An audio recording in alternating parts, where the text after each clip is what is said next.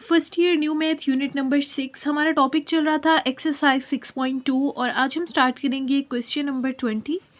Question number 20 हमारे पास है, वो कहते हैं A1 A2 A3 जो है वो पॉजिटिव है और ये AP में है, यानी कि एरिथमेटिक प्रोग्रेशन है। उसके बाद आपने ये प्रूफ करना है कि लेफ्ट हैंड साइड जो है राइट हैंड साइड के इक्वल है। यहाँ से सबसे पहले आप लिखेंगे एज वी नो, और आप यहाँ पर जो है फॉर्मूला लिखेंगे an is equal to A1 plus n-1 into D. ये हमारे पास फॉर्मूला है जो इस पूरी एक्सरसाइज में बार बार यूज़ हो रहा है। यहाँ से आपने जो है ना डी की वैल्यू यहाँ से जनरेट करनी है। यहाँ से हमारे पास आ जाएगा A1 इस साइड पर प्लस हो रहा है, इसको लेफ्ट हैंड साइड पर ले आएंगे, इस साइड पर आकर ये माइनस हो जाएगा। यहाँ से हमारे पास आ जाएगा n-1 इंटू डी। हमें यहाँ से डी की वैल्यू चाहिए और यहाँ पर हमारे पास है an-A1 n-1 डी के साथ मल्टीप्लाई हो रहा है, इसको लेफ्ट हैंड साइड पर ले आएंगे तो यहाँ पर ये डिवाइड हो जाएगा। इस तरह से हमारे पास डी की वैल्यू आ गई है। ठीक हो गया। यहाँ पर देखें, जो हमने प्रूफ करना है लेफ्ट हैंड साइड में आपको यहाँ पर टर्म्स नज़र आ रही हैं। हम यहाँ से फर्स्ट टर्म लेंगे और इसको जो है वो सॉल्व करेंगे, सिंप्लीफाई करेंगे और फिर उसी हिसाब से हम बाकी टर्म्स को लिख देंगे। देखिए यहाँ पर ये जो टर्म्स हैं ये सिमिलर है। यहाँ पर है A1 A2, नेक्स्ट में है A2 A3, फिर उसके बाद जो नेक्स्ट होगी उसमें क्या आएगा A3 A4, फिर उसके बाद A4 A5। इस तरह से ये टर्म्स चल रही हैं। ठीक है, सीक्वेंस आपको समझ आ रहा होगा। तो यहाँ से हम फर्स्ट टर्म को लेते हैं। इस सीक्वेंस की हमने फर्स्ट टर्म ले ली है और यहाँ से हम इसकी रैशनलाइजेशन करते हैं। रैशनलाइजेशन आप 9th-10th में भी पढ़कर आए हैं। वो इस तरह से होती है, जो डिनोमिनेटर होता है सेम उसको हम रिपीट करते हैं, उसको मल्टीप्लाई भी करते हैं और उसी वैल्यू से डिवाइड भी करते हैं। लेकिन फ़र्क यहाँ पर ये होता है, आपने साइन चेंज करना होता है। अगर यहाँ पर प्लस है तो आपने साइन माइनस का लगाना होता है, अगर यहाँ पर माइनस होता तो हम यहाँ पर प्लस लगाते। अब इनको मल्टीप्लाई कर लेते हैं। A1 square root minus square root A2 1 से मल्टीप्लाई होगा तो हमारे पास आ जाएगा square root A1 minus square root A2। इसी तरह से डिनोमिनेटर को मल्टीप्लाई करेंगे। देखें यहाँ पर वैल्यूज सेम है, एक बार प्लस है और एक बार माइनस है। ये फॉर्मूला आपने पढ़ा होगा कि अगर दो वैल्यूज़ प्लस हो रही हो और फिर वही वैल्यूज़ माइनस हो रही हो और सेंटर में मल्टीप्लाई हो तो हम लिखते हैं फर्स्ट वैल्यू का स्क्वायर माइनस सेकेंड वैल्यू का स्क्वायर। तो यही फॉर्मूला यहाँ पर लगेगा। यहाँ पर है स्क्वायर रूट A1, तो यहाँ पर आ जाएगा स्क्वायर रूट A1 का स्क्वायर, सेंटर में माइनस, और स्क्वायर रूट A2 का स्क्वायर। यहाँ से हमारे पास आ जाएगा square root A1 minus square root A2। Square से स्क्वायर रूट यहाँ पर कैंसिल हो जाएगा और यहाँ पर हमारे पास आ जाएगा A1 माइनस A2। ठीक हो गया। नेक्स्ट स्टेप पर आपने इस तरह से करना है, square root A1 minus square root A2 को आप एज इट इज़ लिखेंगे। डिनोमिनेटर में से माइनस आप कॉमन ले लेंगे। जब माइनस कॉमन लेते हैं तो साइन चेंज हो जाता है। A2 जो है वो प्लस में हो जाएगा और A1 के साथ पहले प्लस था तो अब ये माइनस में कन्वर्ट हो जाएगा। ठीक हो गया। और आपको ये चीज़ पता है, देखिए क्वेश्चन में देखें, उन्होंने स्टार्ट में हमें बताया था A1 A2 A3 जो है वो एरिथमेटिक प्रोग्रेशन है। और अगर हम कॉमन डिफरेंस फाइंड करें इस सीक्वेंस का तो हमारे पास क्या आएगा, A2 माइनस A1 आएगा ना, सेकेंड टर्म में से फर्स्ट टर्म माइनस करेंगे। यानी अगर आप यहाँ से देखें तो A2 माइनस A1 जो है वो किसके इक्वल होगा, D के इक्वल होगा। तो यही टर्म जो है यहाँ पर मौजूद है, यहाँ पर है A2 माइनस A1, तो इसकी जगह पर हम लिख सकते हैं D, यानी कि कॉमन डिफरेंस के इक्वल है। माइनस एज इट इज़ आ जाएगा और यहाँ पर साथ में आ जाएगा D। अब ये हमारे पास फर्स्ट टर्म बन गई है square root A1 minus square root 2 over minus D। तो अब यहाँ पर इस फर्स्ट टर्म की जगह पर जो हमने ये आंसर फाइंड किया है फर्स्ट टर्म का, हम वो लिख सकते हैं। ठीक है, तो यहाँ से देखिए मैंने आपको समझाने के लिए जो हमारे पास फर्स्ट टर्म का आंसर आया, इसका आंसर हमारे पास ये आया है, मैंने यहाँ पर लिख दिया है। अब आपने इस हिसाब से जो है ना सारे सीक्वेंस को चेंज करना है। देखें यहाँ पर हमारे पास था square root A1 plus square root A2, तो जब ये चेंज हुआ है तो यहाँ पर स्क्वायर रूट A1 और स्क्वायर रूट A2 जो है ऊपर आ गया और सेंटर में क्या आ गया, माइनस आ गया। इसी तरह से जब हम इसको चेंज करेंगे तो square root A2 and square root A3 ऊपर आ जाएगा और सेंटर में माइनस, और माइनस D जो है वो हर वैल्यू में रिपीट होगा। तो इस सीक्वेंस को जो है हम इस हिसाब से चेंज कर लेते हैं। पहली टर्म हमारे पास क्या हो गई है, square root A1 minus square root A2 और ओवर में आ जाएगा माइनस D। इसी तरह से फिर अब सेकंड टर्म में क्या है हमारे पास, स्क्वायर रूट A2 और स्क्वायर रूट A3, तो सेंटर में इस हिसाब से हमारे पास क्या आएगा, माइनस, और ओवर में क्या आ जाएगा, माइनस D। इसी तरह से अप टू सो ऑन हम चलेंगे। यहाँ पर देखिए हमारे पास है स्क्वायर रूट A n-1 और उसके साथ है स्क्वायर रूट AN और सेंटर में हम लिखेंगे माइनस और ओवर में हमारे पास क्या आ जाएगा -t। तो इस हिसाब से हमने पहले एक वैल्यू को कन्वर्ट करके देख लिया सिंप्लीफाई करके, और बाकी वैल्यू को हमने उसी हिसाब से यहाँ से चेंज कर लिया है। अब इनको हम सॉल्व करते हैं और देखते हैं कि इसका आंसर जो है वो राइट हैंड साइड के इक्वल आता है या नहीं आता। यहाँ से देखिए -t जो है वो रिपीट हो रहा है, तो 1/-d इसको हम कॉमन ले लेते हैं। बाकी जो न्यूमिनेटर वाली वैल्यूज़ हैं वो एज इट इज़ आ जाएंगी। वो हमारे पास है √a1 माइनस √a2, उसके बाद है plus √a2 and minus √a3 plus up to so on √an-1 minus √an। ठीक हो गया। यहाँ पर सेंटर में भी सारी वैल्यूज़ हैं, हमने डॉटेड लाइन ये शो कर रही है कि यहाँ पर जो है सारी वैल्यूज़ हैं a3, फिर उसके बाद यहाँ पर आता +a3 एंड -a4, इस तरह से वैल्यूज़ चल रही हैं। अगर अब आप इनको सॉल्व करें, यहाँ पर देखिए -√a2 एंड +√a2 कैंसिल हो जाएगा। इसी तरह से -√a3 जो है वो नेक्स्ट टर्म से जो है वो कैंसिल हो जाता है, लेकिन यहाँ पर वो नेक्स्ट टर्म नज़र नहीं आ रही क्योंकि हमने डॉटेड लाइन से शो किया है। अगर आप नेक्स्ट टर्म लिखते तो a3 भी जो है वो कैंसिल हो जाता। इसी तरह से आप लास्ट तक चलते जाएंगे तो ये टर्म भी हमारे पास कैंसिल हो जाएगी, क्योंकि इस तरह से आ रहा है एक टर्म माइनस फिर एक प्लस, एक माइनस एक प्लस, इस तरह से। ठीक हो गया। तो लास्ट में हमारे पास जो है -√an और √a1 बचेगा, तो यहाँ पर लिख देते हैं। यहाँ से हमारे पास आ जाएगा √a1 माइनस √an, और यहाँ से हमारे पास मौजूद है 1/-d। ठीक हो गया। तो ये हमारे पास जो है इस सीक्वेंस का आंसर बन गया है। स्टार्ट में देखिए यहाँ से हमने d फाइंड किया था, d की वैल्यू थी an-a1/n-1। तो यहाँ पर जो है हम d की वैल्यू पुट कर देते हैं। यहाँ पर हमारे पास है √a1 माइनस √an 1/, यहाँ पर जो है मैं d की वैल्यू लिख रही हूँ, पहले आ जाएगा माइनस और उसके बाद हम लिखेंगे an-a1 और ओवर में हमारे पास है n-1। तो d की जगह जो है हमने d की वैल्यू लिख दी। डिवाइड जो हो रहा है यानी फ्रैक्शन की फ्रैक्शन जो होती है वो ऊपर जाकर मल्टीप्लाई हो जाती है। n-1 जो है वो 1 से मल्टीप्लाई हो जाएगा और यहाँ पर हमारे पास आ जाएगा -an-a1 और यहाँ से हमारे पास है √a1 माइनस √an। अच्छा, अब यहाँ पर देखें, यहाँ पर हमारे पास a1 पहले है और an बाद में है, तो इसको भी हम इसी तरह से लिख लेते हैं। यहाँ पर हमारे पास आ जाएगा n-1 और ये माइनस जो पहले से मैं इसको ऊपर लिख रही हूँ। ठीक हो गया। यहाँ पर देखें an-a1 है, तो यहाँ पर इन दोनों वैल्यूज़ में से आप माइनस जो है वो कॉमन ले लें, और जब आप माइनस कॉमन लेंगे तो साइन चेंज होगा। ये a1 जो है ये प्लस में कन्वर्ट हो जाएगा और an के साथ माइनस का साइन आ जाएगा। ठीक हो गया।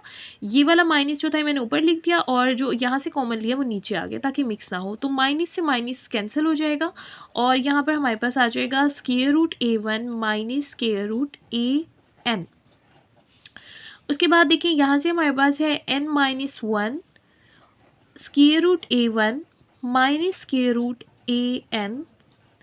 यहाँ पर हमारे पास है a1, तो a1 के साथ आप ऐसे लिख सकते हैं, a1 के ऊपर आप स्क्वायर रूट भी अप्लाई कर दें और स्क्वायर भी अप्लाई कर दें, क्योंकि इससे कोई फ़र्क नहीं पड़ता। स्क्वायर रूट से कैंसिल हो जाएगा, अगेन a1 आ जाएगा।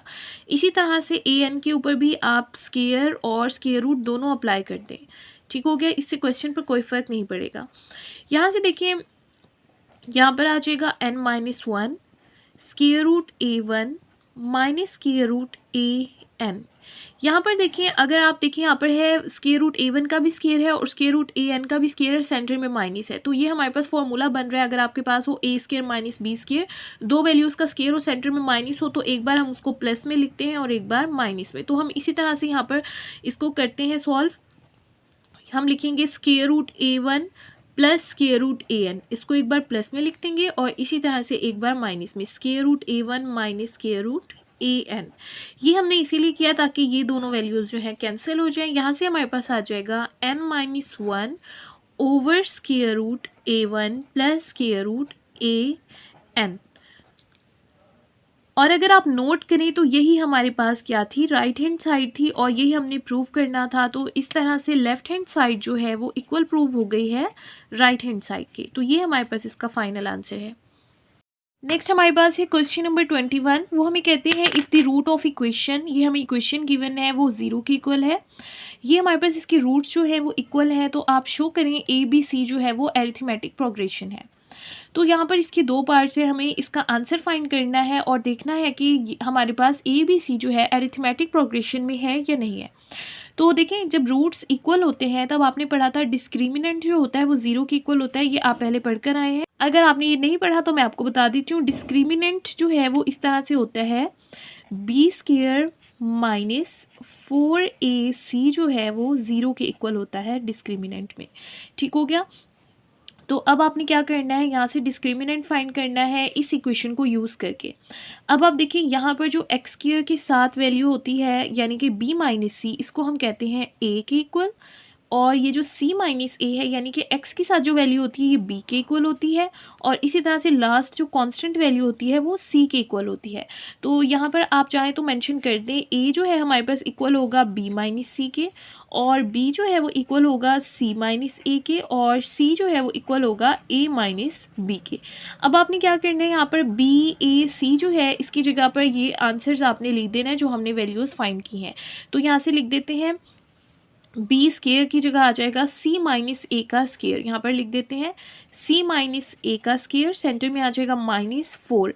A की वैल्यू हमारे पास है B-C, और उसके बाद C की वैल्यू हमारे पास है A-B, और हमने इसको इक्वल प्रूव करना है 0 के, तभी हमारे पास रूट्स इक्वल होते हैं। अब हमें इसको सॉल्व करना है। सॉल्व करने के लिए सबसे पहले यहाँ पर स्केयर का फॉर्मूला लगाएंगे। फर्स्ट वैल्यू है C, तो C का स्केयर आ जाएगा। सेकंड वैल्यू है A, तो यहाँ पर आ जाएगा A का स्केयर, सेंटर में -2 into first value into second value. ये फॉर्मूला ओपन किया है हमने A-B के स्केयर का। उसके बाद यहाँ से आ जाएगा -4। पहले B को इन दोनों वैल्यूज से मल्टीप्लाई करते हैं। B को A से मल्टीप्लाई करें हो जाएगा AB, B को -B से मल्टीप्लाई करें तो -B²। अब -C को इन दोनों वैल्यूज से मल्टीप्लाई करते हैं। -C को A से मल्टीप्लाई करें -AC हो जाएगा, -C को -B से मल्टीप्लाई करें तो माइनस माइनस प्लस, और यहाँ से आ जाएगा BC इज इक्वल टू 0। यहाँ से हमारे पास आ जाएगा C² प्लस A² -2AC, -4 को AB से मल्टीप्लाई करें -4AB, माइनस माइनस प्लस 4 को B² से मल्टीप्लाई करें 4B², माइनस माइनस प्लस 4 को AC से मल्टीप्लाई करें तो 4AC हो जाएगा, -4 को BC से मल्टीप्लाई करें तो हो जाएगा -4BC इज इक्वल टू 0। यहाँ से देखिए हमारे पास है C² प्लस A², और उसके बाद देखें यहाँ पर x² वाली वैल्यू ये है, इसको मैं यहाँ पर इस तरह से लिखती हूँ प्लस 2b का स्केयर, क्योंकि देखिए 2 2 ज़ा 4 हो जाएगा और साथ में b का स्केयर है। मैं यहाँ पर एक माइनस भी लिख रही हूँ, और फिर ये मैं आपको बाद में बताऊँगी मैंने यहाँ पर माइनस क्यों लिखा था। ठीक हो गया। उसके बाद देखिए यहाँ पर हमारे पास ये 3 टर्म्स मैंने लिख दी हैं, ये तीनों टर्म्स आ गई। उसके बाद देखिए +4AC में से 2AC माइनस कर देंगे तो हमारे पास बचेगा 2AC, और उसके बाद हमारे पास है -4AB, और उसके बाद है -4BC इज इक्वल टू 0। अब ये मैंने माइनस इसलिए लिखा था क्योंकि यहाँ पर जो है ये फॉर्मूला बन रहा है C प्लस A -2B के स्केयर का। अगर आप चाहें तो आप ओपन करके भी देख सकते हैं। ये फॉर्मूला इस तरह से होता है, फर्स्ट वैल्यू का स्केयर C का स्केयर आ गया, सेकंड वैल्यू का स्केयर A का स्केयर आ गया, उसके बाद -2B सेकंड वैल्यू है तो सेकंड वैल्यू का स्केयर आ गया। उसके बाद यहाँ पर हम लिखते हैं +2 इंटू फर्स्ट 2 वैल्यू को मल्टीप्लाई करते हैं, जैसे 2 के साथ AC को मल्टीप्लाई किया। उसके बाद फिर आप 2 के साथ मल्टीप्लाई करते हैं नेक्स्ट 2 वैल्यू को, यानी कि 2B को A से मल्टीप्लाई करेंगे तो ये हो जाएगा -4AB। इसी तरह से लास्ट में आप 2 लिखेंगे और 2B और C को मल्टीप्लाई करेंगे तो -4BC हो जाएगा। तो ये फॉर्मूला हमने ओपन किया है यहाँ पर। यहाँ से हमारे पास आ जाएगा C plus A -2B is equal to 0। यहाँ से देखिए स्केयर था, अगर आप दोनों साइड से जो है वो स्केयर रूट अप्लाई कर दें तो स्केयर रूट से कैंसिल हो जाएगा, और ये इस तरह से हमारे पास आ जाएगा।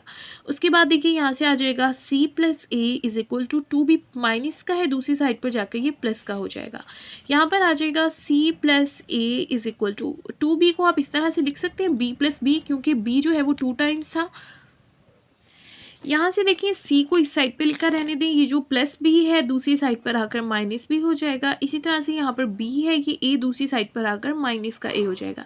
तो ये हमारे पास इसका फाइनल आंसर बना है। और लास्ट में हमारे पास एक स्टेटमेंट थी कि आपने प्रूव करना है ए बी सी जो है वो आर इन ए पी, ये एरिथमेटिक प्रोग्रेशन में है। तो अब देखिए, जब हमने किसी भी वैल्यू को चेक करना होता था कि एरिथमेटिक प्रोग्रेशन है या नहीं, और जब वो फाइनाइट होती थी तो मैंने आपको बताया था हम कॉमन डिफरेंस फाइंड करते हैं और इनको इक्वल पुट करते हैं। अगर कॉमन डिफरेंस इक्वल आ जाए तो वो एरिथमेटिक प्रोग्रेशन में होती है। अब आप यहाँ से चेक करें, अगर आप इनका कॉमन डिफरेंस निकालें तो यहाँ से हमारे पास क्या आएगा, बी माइनस ए, पहला कॉमन डिफरेंस यही आएगा, और दूसरा कॉमन डिफरेंस निकालें तो क्या आएगा, सी माइनस बी। ठीक है, तो अगर हमारे पास इस तरह की इक्वेशन बन जाती है तो ये अरिथमेटिक प्रोग्रेशन है। और अभी आप ऊपर देखें, जो मैंने आंसर फाइंड किया है वो भी इसी तरह से, C minus B and B minus A, तो हमारे पास सेम वही आंसर आया है। और ये आंसर हमें शो कर रहा है कि ए बी सी जो है वो क्या है, ए पी में है।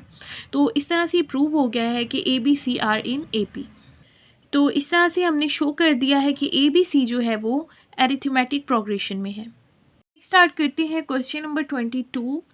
If the sides of the right angle triangle, यहाँ पर आपको बताया गया है कि एक राइट एंगल ट्राइंगल है। राइट एंगल ट्राइंगल ऐसे ट्राइंगल को कहते हैं जिसमें एंगल 90 का ज़रूर हो, जो हमारे पास जो है एरिथमेटिक प्रोग्रेशन में है, और हमने रेशियो फाइंड करनी है उसकी साइड्स की। तो यहाँ से हम एक राइट एंगल ट्राइंगल बना लेते हैं।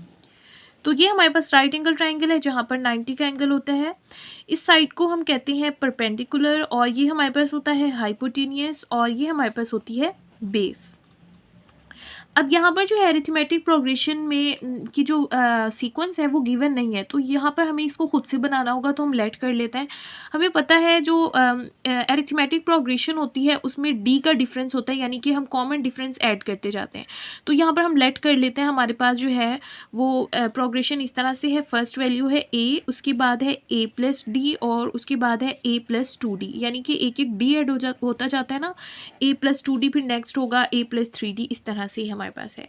तो यहाँ पर हम ट्राइंगल्स को नाम दे देते हैं। सबसे पहले परपेंडिकुलर हमारे पास इक्वल हो जाएगा ए के, और बेस इक्वल हो जाएगी ए प्लस डी के। इसी तरह से हाइपोटेनियस इक्वल हो जाएगा ए प्लस 2d के। और ये हमारे पास राइट एंगल ट्राइंगल है, और आपको पता है राइट एंगल ट्राइंगल जो होता है उसके लिए हमारे पास फॉर्मूला होता है पाइथागोरस थ्योरम का। हाइपोटेनियस का स्क्वायर इक्वल होता है बेस के स्क्वायर प्लस परपेंडिकुलर के स्क्वायर के। तो यहाँ पर हमने लिख दिया, वैल्यूज पुट कर देते हैं। हाइपोटेनियस हमारे पास है ए प्लस 2d, और उसका आ जाएगा स्क्वायर। बेस हमारे पास है ए प्लस डी, और यहाँ पर उसका स्क्वायर आ जाएगा। इसी तरह से हमारे पास परपेंडिकुलर जो है वो हमारे पास है ए के इक्वल, तो यहाँ पर आ जाएगा ए का स्क्वायर। तो अब इनको सॉल्व कर लेते हैं। यहाँ से स्क्वायर का फॉर्मूला लगाते हैं। फर्स्ट वैल्यू हमारे पास ए है तो ए का स्क्वायर आ जाएगा। सेकंड वैल्यू 2d है तो यहाँ पर 2d का स्क्वायर आ जाएगा। उसके बाद फॉर्मूले में होता है 2 into first value and into second value. तो ये हमने फॉर्मूला ओपन कर दिया है। अब नेक्स्ट इसकी बारी है। फर्स्ट वैल्यू है ए तो ए का स्क्वायर आ जाएगा। सेकेंड वैल्यू डी है तो डी का स्क्वायर आ जाएगा, plus 2 into first value and into second value, और लास्ट में हमारे पास ए स्क्वायर है। यहाँ से हमारे पास आ जाएगा ए स्क्वायर प्लस 2 2 ज़ा होता है 4d स्क्वायर प्लस 2 2 ज़ा 4ad, तो यहाँ पर आ जाएगा 4ad is equal to A square plus D square plus 2ad। यहाँ पर देखिए ए स्क्वायर है और यहाँ पर भी ए स्क्वायर है, तो ये हो जाएगा 2a स्क्वायर। यहाँ पर हमारे पास है 2a square plus D square plus 2ad, ये मैं राइट हैंड साइड लिख रही हूँ। अब ये लेफ्ट हैंड साइड वाली जो वैल्यूज़ हैं इनको इस साइड पे ले आए। ए स्क्वायर इस साइड पर आकर सब्ट्रैक्ट हो जाएगा। इसी तरह से 4d स्क्वायर भी साइड पर आकर सब्ट्रैक्ट हो जाएगा, और 4d भी यहाँ पर आकर सब्ट्रैक्ट हो जाएगा, और यहाँ पर रह जाएगा 0। इनको सॉल्व करते हैं। 2a स्क्वायर में से एक ए स्क्वायर माइनस हो जाएगा, तो यहाँ पर ए स्क्वायर आ जाएगा। उसके बाद देखें यहाँ पर डी स्क्वायर है और यहाँ पर है माइनस 4d स्क्वायर, तो 4d में से एक डी माइनस हो जाएगा तो माइनस 3d स्क्वायर आ जाएगा। और 4d 2 प्लस का 4 माइनस का, तो हमारे पास माइनस 2ad यहाँ पर आ जाएगा, और यहाँ पर आ जाएगा इज इक्वल टू 0। इसको यहाँ से हम अरेंज करके लिख देते हैं। A square minus 2ad minus 3d square is equal to 0। अब हम इसको फर्दर सॉल्व करेंगे। यहाँ से देखिए हम मिड टर्म ब्रेक यहाँ पर करते हैं। यहाँ पर आ जाएगा ए स्क्वायर, हमें यहाँ पर बनाना है 3, यहाँ पर 3 है तो आप इस 3 बन जा 3, और तो हम इसको इस तरह से लिख सकते हैं minus 3d square is equal to 0। Centre में आप माइनस 2ad की जगह लिख दें minus 3ad and plus A D, क्योंकि 3AD में से एक AD माइनस करेंगे तो -2AD आ जाएगा। यहाँ से देखें इन दोनों में से A कॉमन आ जाएगा तो यहाँ से रह जाएगा A माइनस 3D। इसी तरह से यहाँ पर इन दोनों वैल्यूज़ में से आप D कॉमन ले लें तो यहाँ पर आ जाएगा A minus 3D is equal to 0। यहाँ से देखिए A माइनस 3D जो है वो सिमिलर है, उसको कॉमन ले लिया और बाकी हमारे पास बचा A प्लस डी, तो हमने इसको इस तरह से लिख दिया इज इक्वल टू 0।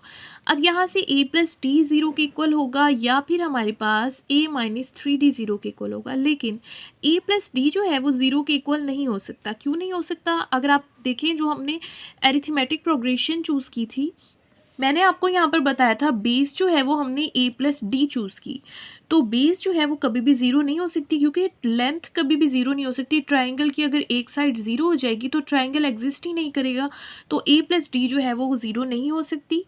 तो आप यहाँ पर लिख देंगे A plus D can not be equal to 0, क्योंकि इम्पॉसिबल है। उसके बाद हमें ये वाला लेना है A minus 3D is equal to 0। A is equal to minus 3D दूसरी साइड पर जाकर प्लस हो जाएगा, तो A का आंसर हमारे पास आ गया 3D। अब ये जो ट्राइंगल की तीन साइड्स हमने चूज़ की थी A plus D, A plus 2D, इसको दोबारा से रीराइट करते हैं। ये हमारे पास तीन साइड्स थी। अब A का आंसर हमारे पास 3D आ गया, तो यहाँ पर A की जगह लिख देते हैं 3D और यहाँ पर भी A की जगह आ जाएगा 3D प्लस D और A की जगह आ जाएगा 3D, साथ में है 2D। यहाँ से आ जाएगा 3D प्लस D हमारे पास होता है 4D और 3D प्लस 2D होता है 5D। अब आपने इनकी रेशो फाइंड करनी थी, तो यहाँ से आ जाएगा 3D 4D एंड 5D। यहाँ से देखिए रेशो का मतलब होता है डिवाइड, तो D सेम है तो ये कैंसिल हो सकता है, D से D कैंसिल हो जाएंगे सारे, तो रेशो हमारे पास आ जाएगी 3:4:5 और ये हमारे पास इसका फाइनल आंसर है। नेक्स्ट क्वेश्चन हमारे पास है क्वेश्चन नंबर 23, लास्ट क्वेश्चन है। If nth term of A progression, हमें यहाँ पर कहा गया है कि nth टर्म आपने लिखनी है, तो nth टर्म को हम शो करते हैं an से, और वो nth टर्म कैसी होनी चाहिए? लीनियर एक्सप्रेशन होना चाहिए इन n। ठीक है, लीनियर एक्सप्रेशन आपके पास क्या होता है? यहाँ से देखिए मैं आपको लिखकर बताती हूँ। फॉर एग्जांपल हमारे पास है x प्लस 2, तो ये हमारे पास एक लीनियर एक्सप्रेशन है। ये लीनियर एक्सप्रेशन इसलिए है क्योंकि इसकी जो हाईएस्ट पावर है, देखिए x जो है वेरिएबल है और इसकी हाईएस्ट पावर क्या है? 1। जिस इक्वेशन की या जिस एक्सप्रेशन की हाईएस्ट पावर जो है वो 1 हो, वो हमारे पास लीनियर एक्सप्रेशन होता है। तो यहाँ पर आपको एक लीनियर एक्सप्रेशन बनाना है। अब देखें लीनियर एक्सप्रेशन जो होता है, यहाँ पर भी उसके साथ कांस्टेंट हो सकता है और उसके बाद भी कांस्टेंट हो सकता है, यानी कि इस तरह से भी हो सकता है 2x + 1, यानी कि किसी भी फॉर्म में हो सकता है। तो यहाँ से उन्होंने आपको नहीं बताया, लेकिन आप खुद एक यहाँ पर लीनियर एक्सप्रेशन चूज़ करेंगे। जस्ट उन्होंने ये बता दिया कि यहाँ पर आपने n यूज़ करना है। जैसे मैंने यहाँ पर x यूज़ किया है, तो आप लीनियर एक्सप्रेशन में क्या यूज़ करेंगे? n यूज़ करेंगे। तो हम यहाँ पर एक लीनियर एक्सप्रेशन बना लेते हैं और उन्होंने कहा आपने nth टर्म से शो करना है, तो मैंने लिख दिया है an। तो मैं उसको इस तरह से लिख देती हूँ ax + b। ये a और b जो है, सॉरी यहाँ पर आ जाएगा an + b, क्योंकि अब x की जगह हमें क्या यूज़ करना है? n।